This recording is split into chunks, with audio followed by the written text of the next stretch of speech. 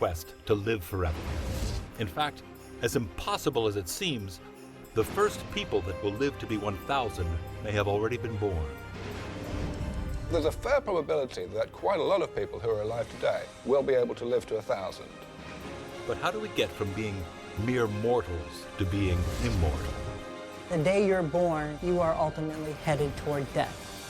We will explore how scientists are extending life by growing human body parts in labs, cloning the living, freezing the dead, and building microscopic robot assassins that will live inside our bodies, killing off disease.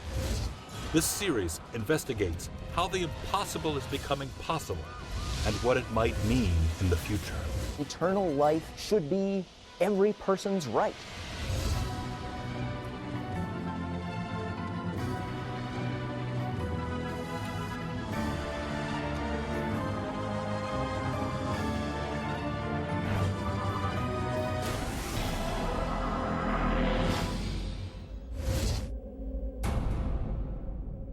April 2008. Classified documents leaked to the press signal an ominous warning.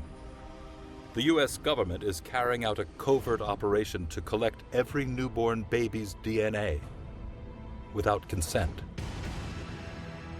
What gives the government this right is a bill signed into law on April 24, 2008 by President George W. Bush. It's known as the Newborn Screening Saves Lives Act. As part of this program, hospitals have the right to draw blood from infants without their parents' permission. Then the DNA in these blood samples is housed in government biobanks for use in genetic experiments. This new act, signed into law by President Bush, would create a permanent repository for DNA material used by the government for whatever purposes the government wants, and is considered government property. This sets a very dangerous precedent. Why would the government want its citizens' DNA? One theory is that it can be used to find cures for diseases. Another is that it will help track the health of individuals diagnosed at birth with genetic defects. The darker side is that this DNA is now government property. In the future, will this DNA be used in government-sponsored genetic research? If we can unlock DNA, we can rebuild it to whatever we want. Is the government's program an attempt to genetically eliminate unwanted defects?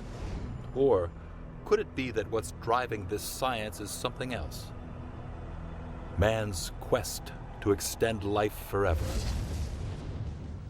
Advances in the development of drugs and surgery have nearly doubled our life expectancy in just the past century, from 47 years of age in 1900 to almost 80 today. If this trend continues, immortality is on the horizon. In theory, a genetic biobank could give the government one more piece to solving the puzzle of immortality. Just how long can we really live?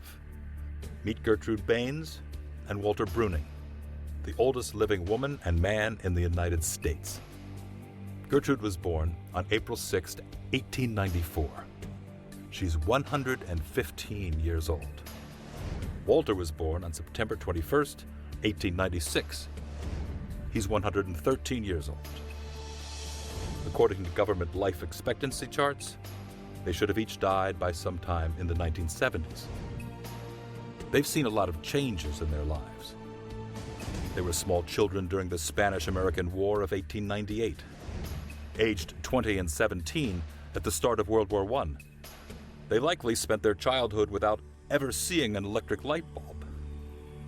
Gertrude was 9 when the Wright brothers tested their first airplane, and 75 when man walked on the moon. Are Gertrude and Walter a window into what might be normal in the future? Supercentenarians, people who routinely live beyond the age of 110, but without the effects of aging. Some say 110 might just be the equivalent of childhood in the future, and perhaps people can expect to live to be 1,000 years old. So I want to live indefinitely. That has really been the goal of humanity because I think we recognize viscerally that death is a great tragedy. It's a great loss, and that's what we're going to be able to ultimately overcome. The barrier to immortality is death itself. The moment we're born, we actually start dying. Every breath we take, every heartbeat, brings us one step closer to the grave. Can we really live forever? That's Impossible has put together a to-do list to achieve eternal life. 1. Genetically alter cells so they never stop replicating. As we'll see, this is key to slowing aging. 2. Grow our own replacement body parts. 3. Keep blood cells from disintegrating. 4. Build tiny robot doctors that can live inside our bodies and fight off any disease. It may not be as crazy as it sounds. Our goal is to see what will make eternal life possible.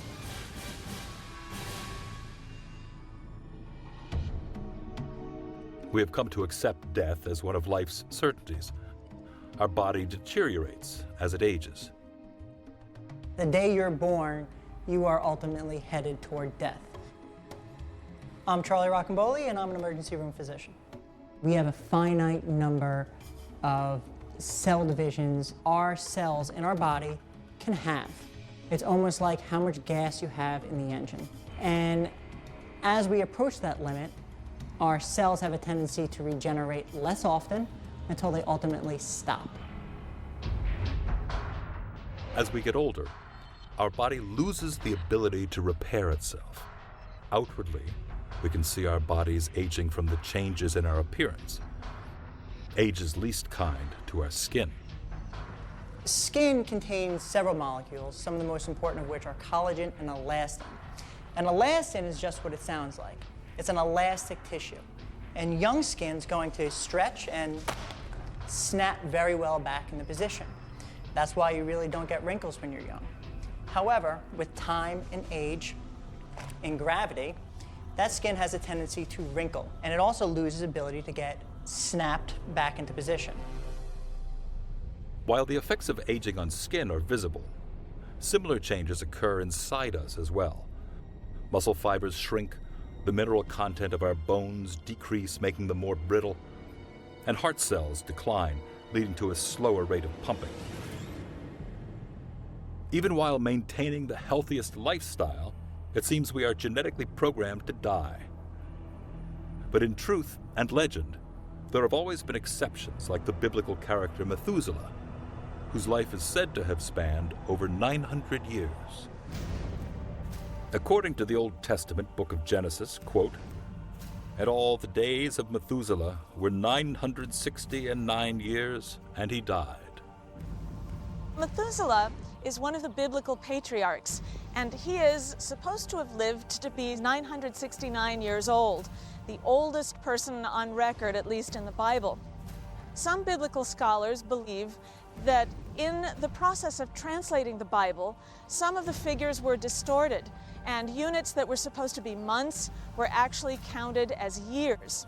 Other biblical scholars disagree because they point out that if that were the case, then some of the biblical patriarchs would have fathered a child at the age of 5. So we're not exactly sure what's going on here. While the truth about Methuselah's age continues to stump theologians and remains a mystery, what is known is that history is littered with strange and failed notions for achieving immortality.